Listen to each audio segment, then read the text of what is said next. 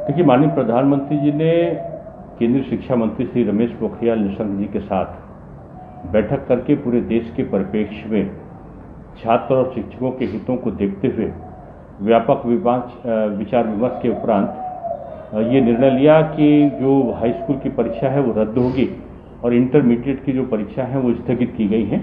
1 जून को निर्णय होगा कि उसके बारे में क्या नीति अपनाई जाए और 15 दिन पहले इंटरमीडिएट के छात्रों को परीक्षा की सूचना दी जाएगी। स्थितियां समान होने पर ये सारी गतिविधियां होंगी, ऐसा केंद्र सरकार ने निर्णय लिया है। हम सोचते हैं 10-15 लाख के बीच में विद्यार्थी जो दिल्ली बोर्ड है, चाहे सीबीएसई हो, आईएससी हो, इनमें बैठते हैं। उत्तर प्रदेश माध्यमिक शिक्षा परिषद का प्रयागराज बोर्ड दुनिया का सबसे बड़ा शैक्षिक बोर्ड है, जिसमें हाई स्कूल और इंटरमीडिएट के लगभग 56 से 57 लाख विद्यार्थी प्रतिवर्ष बैठते हैं। हमारी परीक्षाएं 24 अप्रैल से निर्धारित थी, जिनको हमने कोरोना का संक्रमण देखते हुए हमने उनको 8 मई से निर्धारित किया। अभी हम प्रतिदिन का हमारे वहाँ पे मॉनिटरिंग हो रही है। खुद मुख्यमंत्री जी अभी तक मॉनिटर कर रहे थे। दुर्भाग्यपूर्ण स्थितियों में आज वो कोरोना पॉजिटिव हो गए।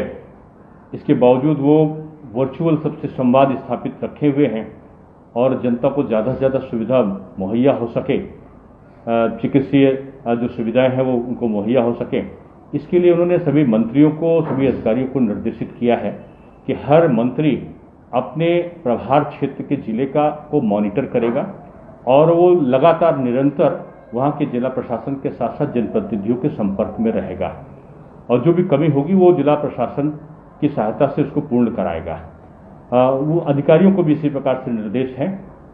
बोर्ड की परीक्षा के संदर्भ में मैं इतना ही कह सकता हूँ कि अभी हम लोग कोरोना की स्थिति का आकलन समय समय पर कर रहे हैं और समय परीक्षण के उपरांत हम लोग माननीय मुख्यमंत्री जी के साथ बैठने वाले भी थे।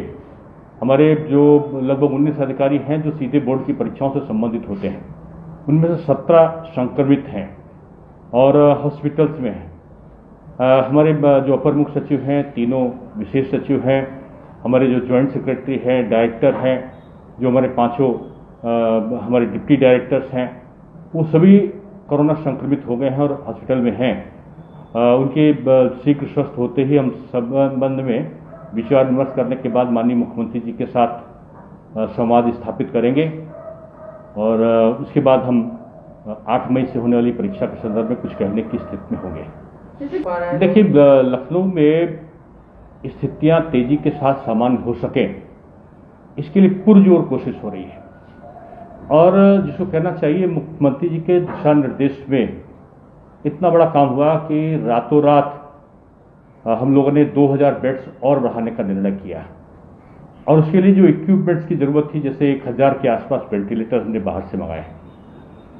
हमारी कुछ जो एम्बुलेंसेस थे उनको बढ़ा रहे हैं, कुछ जो इंजेक्शन थे उसको हमने गुजरात से बाहर से मंगवाया है। यानी हमारी जो चिकित्सा के संबंध में जो दवाइयों की जरूरत थी वो हमने पूरी की है, जो इक्विपमेंट की जरूरत थी उनको हमने पूरा कर लिया है या हम करने की स्थिति में हैं। हमने हॉस्पिटल्स में बेड्स को बढ़ाने का, उनके वहाँ पे जो नर्सिंग स्टाफ है उसकी उपलब्धता का, वहाँ पे जो डॉक्टर्स हैं और जैसे जो 4th ईयर और 5th ईयर के भी जो चिकित्सा के संबंध में जो डॉक्टर्स हैं उनको भी तमाम जगह पर ड्यूटी पे लगाया गया है। हम लोग निजी चिकित्सालयों के चिकित्सकों से भी बात कर रहे हैं। निजी क्षेत्र में भी जो अवकाश है कर्मचारियों का, उसको लेने के लिए रोका गया है कि वो न लें। सरकार में भी जो कर्मचारियों को, जो चिकित्सा से संबंधित कर्मचारी हैं, उनकी छुट्टी को भी रोका गया है।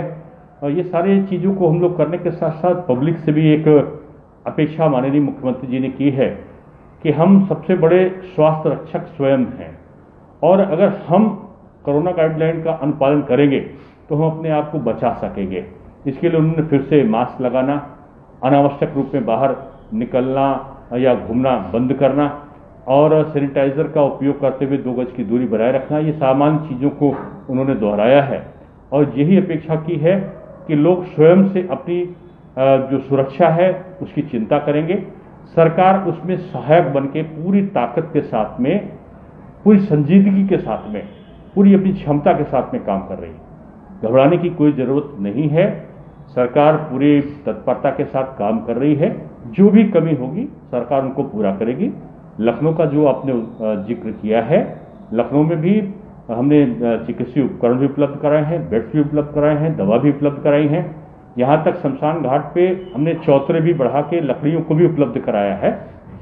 तमाम चीज़ों पे जहाँ जहाँ छोटी से छोटी व्यवस्था हो सकती है उसको हमने किया है।